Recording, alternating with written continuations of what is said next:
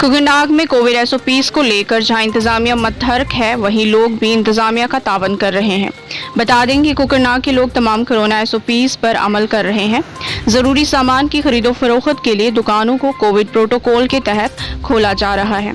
लोगों के तावन को लेकर इंतजामिया अवाम की शुक्रगुजार है। कैमरामैन मुश्ताक गनाई के साथ तांत्रे शफीक की खास रिपोर्ट।